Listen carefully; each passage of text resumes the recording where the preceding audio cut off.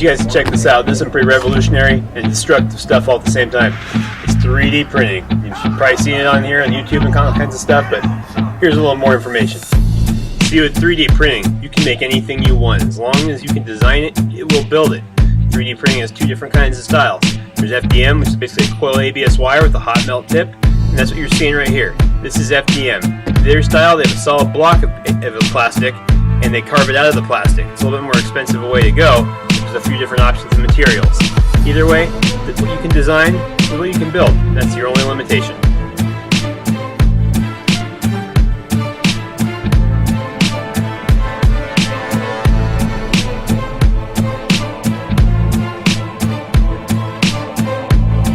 Now check this part out.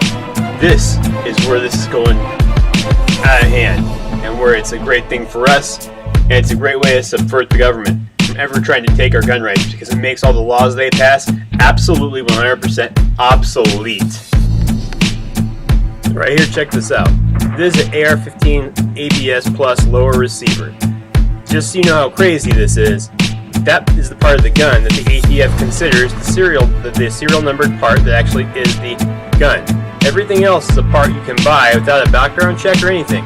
If you can make that part of ABS and buy the rest of that background check, you have an assault rifle. And Feinstein can't pass any law that will stop you.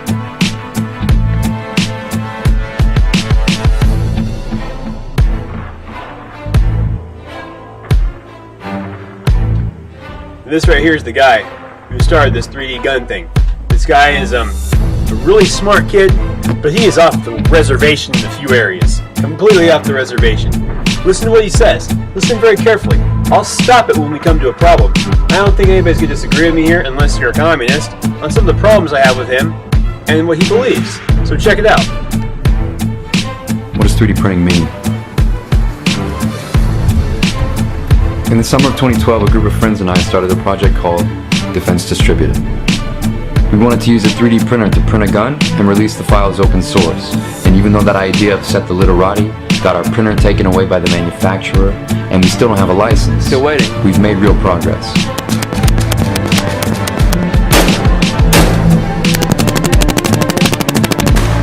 And when this guy decided that radically open meant not so radical, not so open, DefCat was born. And while the planners pushed for gun control, Defense Distributed's files plus 100 more were downloaded over 400,000 times. Why? What does 3D printing mean? In 2 months, DefCat overtook GrabCAD and every other major CAD repository besides Thingiverse in the Alexa rankings. Now we're taking the next step.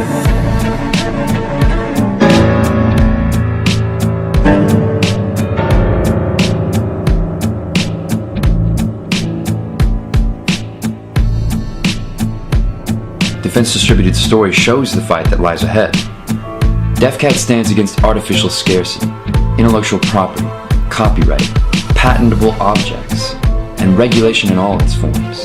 If 3D printing is going to be developed as a technology, we need specific tools to help get around industry, government, and the collusive members of the maker community. But right here, he's talking about subverting the makers, the people who produce things. Now, granted, the big corporations in our country do a lot of destructive things to the free market. However, though, I will say that when somebody creates something that's a product of their brain, nobody has a right to that unless they pay him for that. Otherwise, what is man's incentive to create? If what he can create that he deserves to gain from can be stolen from him, why does man continue to create when he is a constant victim of intellectual theft? That's what socialism is. That is communism. This kid would like to call it anarchism. If you watch a little bit more of the interviews of him on YouTube with other guys, with news hosts and stuff, he's like kind of an anarchist.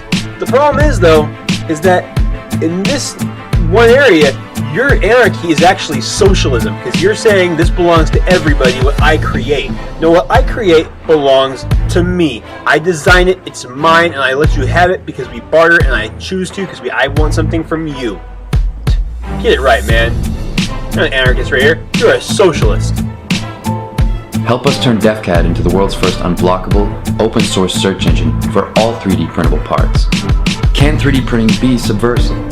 If it can, it will be because it allows us to make the important things, not trinkets, not lawn gnomes, but the things that institutions and industries have an interest in keeping from us. Things like access, medical devices, drugs, goods, guns. DevCat will provide access with a view to these things, the important things, and there will be no takedowns, ever. We're building the team.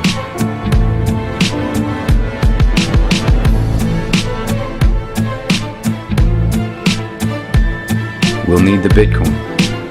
These days, holding dollars is a political choice. Talk is nice. Now here he's a little weird too. He talks about the Bitcoin. The Bitcoin thing is there's a fixed amount of them, which makes them worth a lot more money because they can't print more supply. There's a certain number of Bitcoin, that's it, and that's why they go up in value. However, though, this currency isn't really based on anything, and there's people already trying to subvert the system from our current economic system of the dollars and the euro and all that stuff. They're trying to get in on it and kind of trying to subvert it already. So the problem is that this currency is also, it's open source. It's only a set number of pieces, but it's really, those are all things that can be kind of messed with to a degree. And it's not, it'd be better to keep the dollar, but we have to stop printing $85 billion of fake money every month, making our money every day more and more just like monopoly money. So you know what? The answer is not Bitcoin. The answer is having our own stable currency. And I say our own stable currency because we don't want to share currency with other people around the world that could use it to subvert us and subvert its value, and then by default, making what we have worthless. We don't want to be, as a country, in control of what we have to spend in our dollars.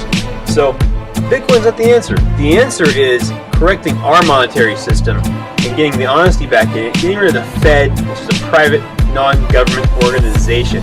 It needs to be a neutral party, and right now it is anything but.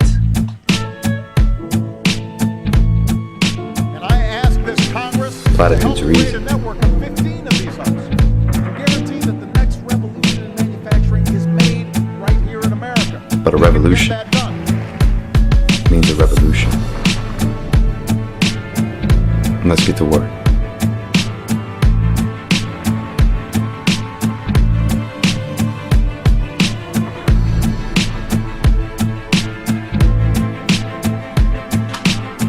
Now here, at the end, is a revolution. I agree. This country pretty much needs a revolution. We are so far freaking gone off our founding principles. It's like a building that has a foundation that was built for only 2 stories tall, for it to be that tall, and we built a 100-story building on it. Our founding principles have been overburdened by this huge monstrosity of taxes, laws, and codes and regulations that I do believe, have crumbled those foundational footings. We can't just tear the top 98 levels off this 100-story building, make it a 2-story building again, and expect it to keep going. Because we have to dismantle this bureaucracy. We have to zero out the government from nothing. Honestly, and that's going to take some really drastic measures. I mean, it's going to take, I don't know what it's going to take. I don't want to think about what's going to take. You know what? It's probably not going to be anything pretty. It's a price. It's going to be a real high price to pay. That's for damn certain. So, I agree with him. We need a little bit of a revolution around here. America has forgot what it takes to maintain freedom. We have crushed the footings from when we started, and we are in uncharted waters where it's like, we can get back to our founding principles, or we can try to fix what we have, and I really don't think that's possible. And then think about this too. If we were able to fix what we used to have when this country started, get rid of all these laws, let's burn some regulation, and go back to the beginning where we all started. Excuse me. Do you think that the politicians would do the one thing that I think they need to do? If we were to go back to just the basic laws that started this country, independence, Declaration of Independence, Bill of Rights, we'd have laws. Politicians can't pass laws anymore. The president can't issue executive orders. What are they there for then? Well, they're there for because, if we ever have to decide to call the militias up because we have a national defense issue, or let's say we have to appoint diplomats and things like that too. And there's a purpose for federal government. It's very small, very minimal, and that's it. But now here, I want to show you where this is going to go. This technology, because this goes beyond plastic. It goes beyond what he's even talking about. I'm talking about 3D printing metal. Now here, they're going to create this out of metal. They can create some design this intricate. Guess what else they can build? Gun barrels. Parts of high-powered rifles. This is 3D metal printing. What they do is they make it in the bed of filings of whatever kind of metal, or at least part of the part, or at least one element of the metal. And I'll get into that later. We'll see them do it. But this big sand bed is basically controlled by a CAD computer, and it's got an extra little thing of sand he's filling up behind it right now. Sweep more layers over this original starting layer of like the metal filing sand, and now he's gonna have this arm that goes back and forth over it. This arm that goes back and forth over it shoots glue, and it shoots glue in these exact spots where they want the ending piece to, like, you know, to occupy that space. You know, where there needs to be metal, it shoots glue there. It holds the different like all the little filings of metal in that area together. It goes back and forth over it. By a fraction of a millimeter each time, it goes over it and it builds up this design, the shape that you want, whether it's this handle or it was a gun barrel. It builds it up. You see the handles, like kind of the design right there, actually starting to appear. And the glue being sprayed over the top of the surface, holding that metal together in that area. Now, after good does a pass, you know, and it gets enough done, the glue, it's gonna sweep some more sand over it. And here you see it, and it dries. At first, it dries the glue real quick with those little like heat fans, so that way, it doesn't mess up that first layer. Now it goes over the second layer, does that. Eventually, it's going to build enough up where it's got a good couple layers of sand. It's got the thickness of the sand, the thickness of the item covered in this filing sand, and it's all glued together. And it's kind of a trip, because you'll see in a second. He actually picks it up when it's done out of this sand, and it's insane looking. It's really actually crazy. Here he is right here. No, they're putting it in a dryer real quick to actually dry it. The point of this is, this affects our gun rights in such a huge way. So if we can make our own stuff, they can't regulate anything. This could render gun control obsolete. I mean, they're talking about with the plastic, they're talking about being able to make a gun, a handgun at least, and fire at least a few shots out of solid plastic. That's important because if they can do that, then anybody, anywhere can have a gun. You don't even need to do the metal. And gun control has been defeated. And you could hear them argue that, I guess that any criminal could make it. But really, you know what though? If everybody had a gun, the world would be a safer place, and we as gun owners know that. But the politicians don't want that. And they don't have their power anymore. Then they can't manipulate, people and be the totalitarian government they all wish they could someday be. Now, right here, you see he put them in a little form so he can lift them up and out of there later, and actually hold them in place. This little base they sit on, but also they don't move at all. He fills it up with this real high heat, like a real kind of filings. It's like a stone or something that won't melt. And he puts a little dam there so the sand doesn't come out. But the stuff also acts like a sponge and draws in the other part of the metal. This is why I said they made the metal with the sand, the filings at first is only part of it, because he just put the other part that makes the metal in right there.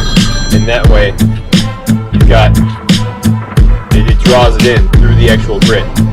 And so the whole point of this revolutionizes our gun control debate, because now a politician can no longer control firearms. They can't. If you can make it, you get this technology in your garage, you get it without them knowing.